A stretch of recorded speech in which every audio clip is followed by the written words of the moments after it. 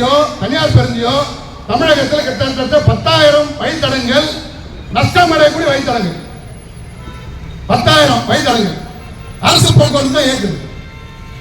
இந்த 10,000 வழித்தடத்தையும் தனியார் மயமாக்குன்னு சொல்லுங்க. ஏற்கனவே லாபமான இடத்துக்கே ஒன்றும் வரமாட்டேங்கிறேன். 10,000 வழித்தடத்தையும் அரசாங்கம் ஏன் நடத்த வேண்டிய அவசியம் இருக்குது? குக்கிராமங்களுக்கும் போக்குவரத்து ஏற்படணும், வனப்பகுதிகளில் இருக்கிறவர்களுக்கும் போக்குவரத்து ஏற்படணும் என்ற அடிப்படையில் நஷ்டம் அடைந்தாலும் கூட 10,000 வழித்தடத்தை அரசாங்கம் நடத்தும் போது அந்த வழித்தடத்தில் ஏற்படுத்தும் நஷ்டத்தை அரசாங்கம் ஈடுகட்டுதா? ஈடுகட்டுறதுக்கு மாறாக போக்குவரத்து நஷ்டத்தில் இயங்குது. அப்படி பிரச்சாரம் பண்ண இப்படி பிரச்சாரம் பண்ணும்போது தான் ஏற்கனவே தோழர் சிவா அவர்களுக்கு முன்னாடி படிச்சாரு. சில இடங்கள் எல்லாம் பேருந்து பயணமே இலவசம், எங்கெங்கெல்லாம் ஒரு முற்போக்கான அரசுகள் இருக்கிறதோ, நீங்க ஐரோப்பாலாம் போனீங்கன்னா 2 மணி நேரத்துக்கு மேல ஒரு ஆள் வாகனத்தை ஓட்டக்கூடாது. அப்படி ஓட்டணும்னா 15 நிமிஷம் இடைவேளை விடணும். 15 நிமிஷம் யாருக்கு? ஓட்டுநர். 3 மணி நேரத்துக்கு மேல ஓட்டினார்னா அவருக்கு சாப்பாடு வாங்கி கொடுக்கணும். 7 மணி நேரத்துக்கு மேல ஓட்டினார்னா அவர் இரவு தங்குவதற்கு லாட்ஜ் ஏற்பாடு பண்ணணும். இதெல்லாம் சட்டம், அது யாரும் மீற முடியாது. ஒரு நாளைக்கு குறைந்தபட்ச கூலி 130 யூரோ அப்படின்னா 130 யூரோ கொடுக்கணும்.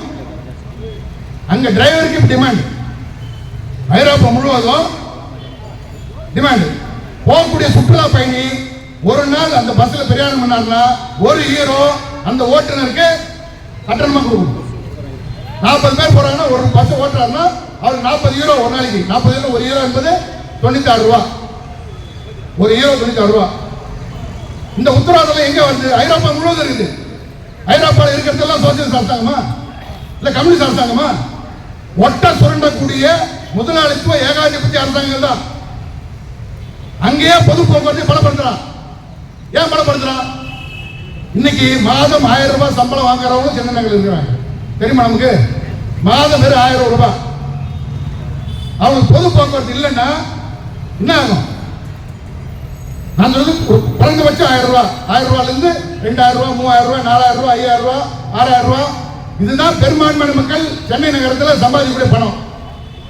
இந்த பணத்தை வச்சுக்கிட்டு கால் டாக்ஸியில் போயிட்டு வாங்க, ஆட்டோவில் போயிட்டு வாங்க, இல்ல மெட்ரோவில் போயிட்டு வாங்க, போக முடியுமா?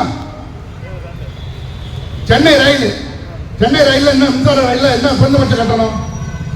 5 ரூபா. 5 ரூபாய்க்கு கிண்டில் ஏறினீங்கன்னா பீச்சில் போய் இறங்கிடலாம். மாதத்துக்கு ஒரு 100 ரூபாய்க்கு 150 ரூபாய்க்கு பாஸ் வாங்கினா காலையிலிருந்து சாயந்தரம் வரைக்கும் எவ்வளவு நேரம் வேணும் போல, எவ்வளவு நேரம் வரலாம். ஏன் அதை கொடுத்துருக்குது?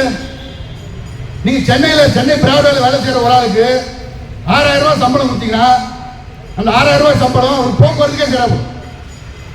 தாம்பரத்துலேருந்து வராது, பெருங்குளத்துலேருந்து வராது, வண்டலூர் வராது, முடுவஞ்சலேருந்து வராது, பூனேலேருந்து மும்பைக்கு வேலைக்கு வரான். மகாராஷ்டிராவில் பூனேலேருந்து மும்பை 170 கிலோமீட்டர், 2.5 மணி நேரம் பயணம். டெய்லி வேலைக்கு வந்து டெய்லி வேலைக்கு போறான். ரயில் கட்டணம் மலிவா இருக்கிறதுனால, பொது போக்குவரத்து பலப்படுத்துறதுனால அவனால் வேலைக்கு வர முடியுது. இப்போ நான் ஏற்கனவே சொன்ன மாதிரி தாம்பரத்தில் இருந்தா அவர் புண்ணியவன். தாம்பரத்துக்குள்ள அவர் குடியிருப்பு இருக்காரு அப்படின்னா அவர் புண்ணியவன். அது ஓலை குடிச்சியா, சீட்டு போட்டதா, அல்லது கட்டுமான வீடா என்னது வேற. தாம்பரத்துக்கு வெளியில போனார்னா அவர் எங்க போவார்? இப்படிக்கு செங்கல்பட்டு வரைக்கும் இப்ப நகரமாயிக்கணும். அந்த அடிப்படையில் வரும்போது இருக்கக்கூடிய பொது போக்குவரத்தை பலப்படுத்துவதற்கு பதிலாக இதை தனியார்மயப்படுத்துவது அப்படின்னு இந்த அரசு பேசுதுன்னா, இந்த அரசு சமூக நீதியை பேசுதா? சமூக நீதியை பக்கமா விளம்பரம் போட்டு பிரச்சாரம் பண்றாங்களா?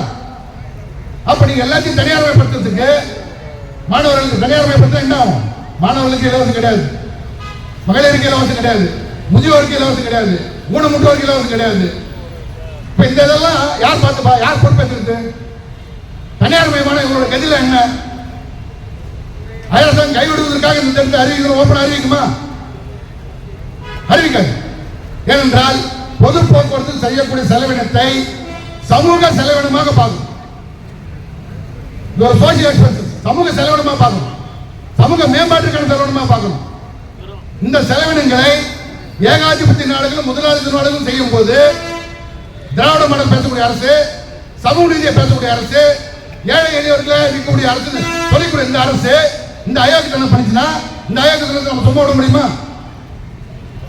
இன்னைக்கு அரசாங்க போக்குவரத்து ஊழியர்கள் சிஐடி சங்கம் போராடவில்லை என்றால் 30 ஆண்டுகளுக்கு முன்னாலே சென்னையில் தனியார் வந்தது. நாம் அதுக்காக ஒரு புத்தகத்தை போட்டோம்னா 500 பக்கம் ஆகுமா 700 பக்கம் ஆகுமா தெரியாது. இந்த 30 ஆண்டுகள் நடத்திய போராட்டம் வெறும் தனியார் மயமாக்களை எதிர்த்து நடத்திய போராட்டம் மட்டுமே. இன்னைக்கு தேதி வரைக்கும் 99% தடுத்து நிறுத்திருக்கு. இதெல்லாம் யார் செய்ய வேண்டிய வேலை? ஒரு அரசாங்கம் செய்ய வேண்டிய வேலையை ஒரு தொழிற்சங்கம் 30 ஆண்டுகளாக பல லட்சம் ரூபாய் செலவு பண்ணி பல போராட்டங்கள் நடத்தி பல நிபுணர்களை கூப்பிட்டு பல கருத்தரங்களை நடத்தி பிரச்சாரம் செய்து சென்னையில பொது போக்குவரத்து தான் அரசு போக்குவரத்து தான் இயங்க வேண்டும் என்ற அடிப்படையில் ஒரு பொறுப்புள்ள தொழிற்சங்க என்ற முறையில் தான் இன்றைக்கும் இந்த கருத்தரங்களை நாம் நடத்தி கொண்டிருக்கிறோம். இந்த கருத்தரங்கம் என்பது ஏதோ நமக்குள்ள நடத்துற மாதிரியான இல்லை. ஏன்னா நமக்கு ஒரு அனுபவம் இருக்குது. அரசாங்க போக்குவரத்தில் ஒரு வேலை செய்வதற்கு முன்பாக பொதுமக்களிடம் பிரச்சாரம் செய்து இந்த போராட்டத்தை நாங்களே நடத்துகிறோம், இந்த போராட்டத்துக்கு எங்களை தள்ளியது யார், இந்த வேலை நிறுத்தத்துக்கு எங்களை தூண்டியது யார் என்ற அடிப்படையில் கிட்டத்தட்ட 1 லட்சம் 2 லட்சம் நோட்டீஸ்களை பொதுமக்களிலிருந்து விநியோகித்ததன் விளைவாக நம்ம போராட்டம் நடத்தும் போது சிறு முணுமுணுப்பு இல்லை, பொதுமக்களிடம் ஆதரவு இருந்தது. அந்த அடிப்படையில் இந்த கருத்தரங்கை மேலும் விரிவாகவும் மக்களிடத்திலும் கொள்ள வேண்டிய பொறுப்பு என்ற அடிப்படையில் இந்த கருத்தரங்கத்தை பேச வாய்ப்பு நன்றி கூறி நன்றி கூறுகிறேன்.